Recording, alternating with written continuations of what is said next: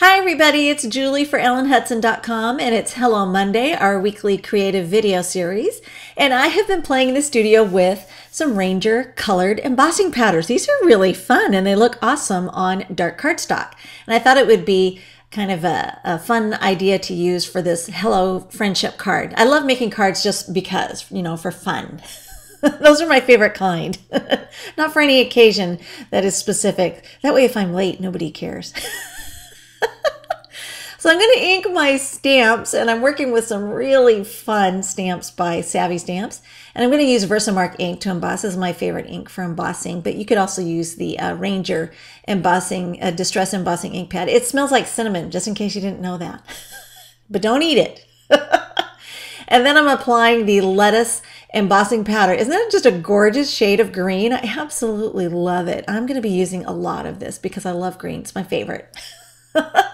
And then I'm going to go ahead and heat emboss that with my heat tool and then move on to the next part. I like to make sure that all the grains of embossing powder are nice and smoothly melted there on the paper. So if it looks grainy or sandy or gritty, then you know you need to go back over that area until it melts smooth and shiny. And then I'm going to go ahead and stamp the fun little poppy flower right over the top, again with Versamark.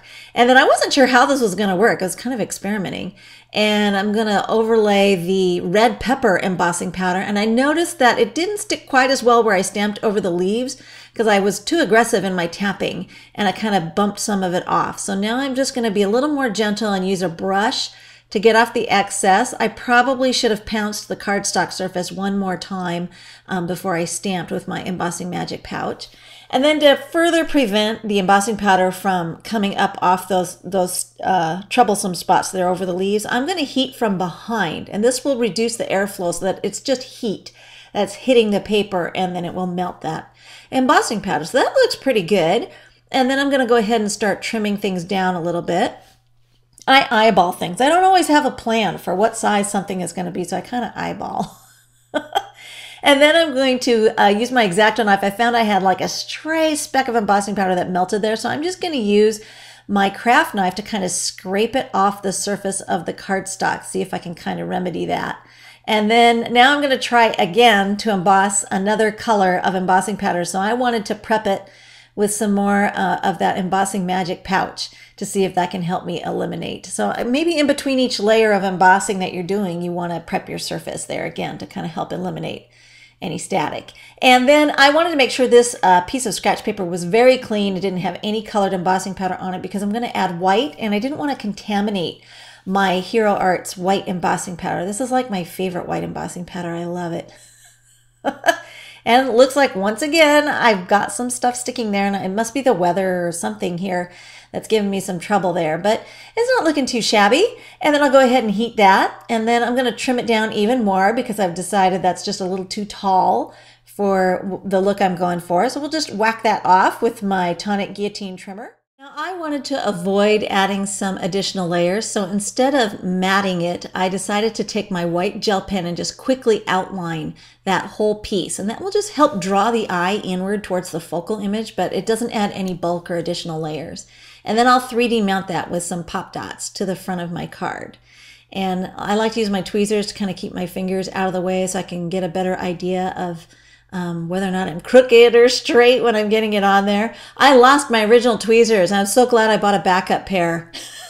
I can't do anything without my tweezers, so it's a good thing I bought a backup pair a little while back. Now I changed my mind.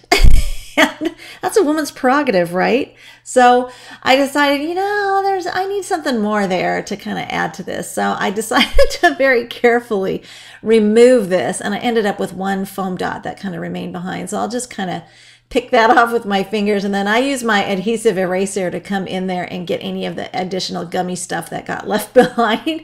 It bothers me, so I like to come in and erase that.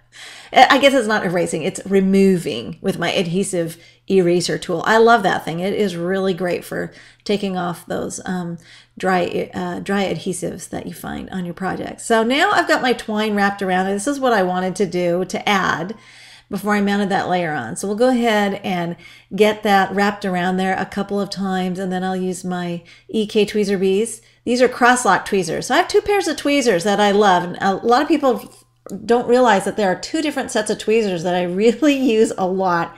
And one is the regular stainless steel tweezers and the other is the crosslock tweezer bee. Those I use as a clamp to hold my twine and ribbon down while I'm tying bows, so it keeps it nice and tight. So now I'm going to space those out, spread them out, make sure that they are centered there, and then I can go ahead and replace the pop dot that I destroyed when I took that layer off and go ahead and mount that. I've got to futz with the twine just a little bit more. That's what happens when you're a perfectionist. Yeah, you kind of futz around with different pieces of your card while you're building it. So we'll go ahead and get that layered into place, and it looks like this time I've got the look I wanted to go for. And then, you know, that spot where I was scraping away with the X-Acto knife, it looked really rough. I don't know if you could see that on camera, but I didn't like the fact that it kind of still looked kind of rough there. So I decided to blot it or sponge it with this fantastic stick tool by Sukineko with some black ink to try to just kind of conceal where I did those scrapings there. And it seems to really work. At least it did with the black cardstock here in this instance. So, and then I punched a really cute butterfly. This is also by EK Success from some vellum cardstock. This is new in the shop, the 40-pound vellum cardstock. And I love that it's not quite white. It's got this nice translucency to it. So I love the look of these punched or die cut butterflies on a project.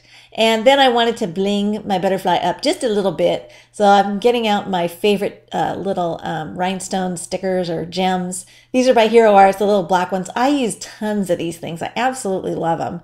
So I'm just going to go ahead and lay those down in a little row, just 3 of them right there to bling up the body of my butterfly. But there you can see how pretty it looks, those bold embossing powders. Isn't that fun? Maybe you'll give it a try. Thanks for watching.